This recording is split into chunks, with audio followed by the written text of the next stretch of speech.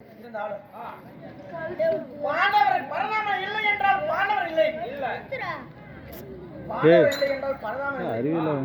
அதனால எங்களுடைய துரில் செய்த வஞ்சகத்தினால் எத்தனையோ வஞ்சகத்தினால் நாங்கள் தப்பி பிடிக்க செய்தார் எங்க மாமன் பரந்தாமன்.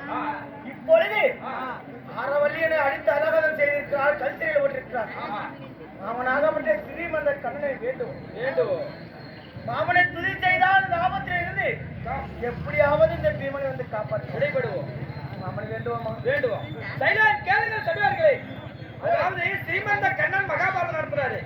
இந்த மகாபாரதம் எதற்காக நடத்துறாரு என்று இந்த கடவுள் ஸ்ரீ மகாபாரதம் நடத்துவது போல இந்த பீமச்சந்திரன் அதாவது ஆரவல்லி சூரவல்லி ரெண்டு பெண்களிடம் மாட்டிக்கொண்டார்.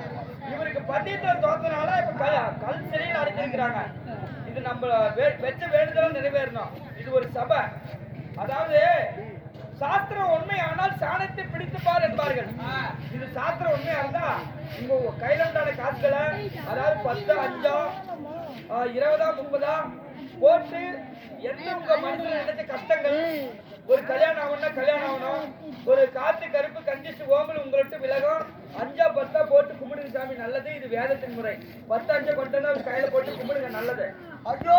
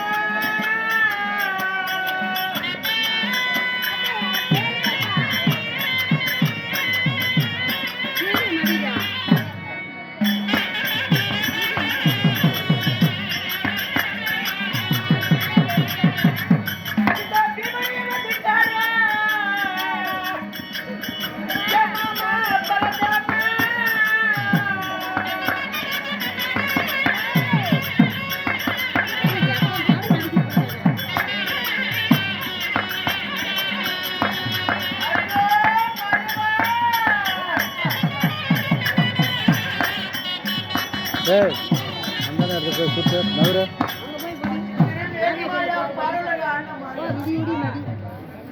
பாண்டவருக்கு ஆபத்து என்று வந்தால் அச்சமே வந்து காப்பாற்றுவாங்க.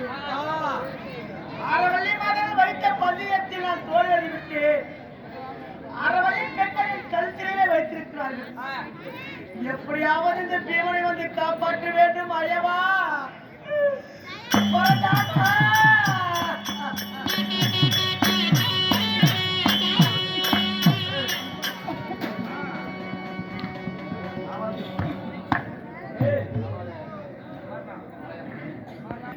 ஒரு யானையை உருப்ப மாதிரி வெள்ளை யானையாக உருப்ப மாதிரி இந்த பீமனை காப்பாற்று அறவள்ளியுடைய கழுத்தில் இருந்து பீமனை காப்பாற்றுது காப்பாற்றுதல் காண்க.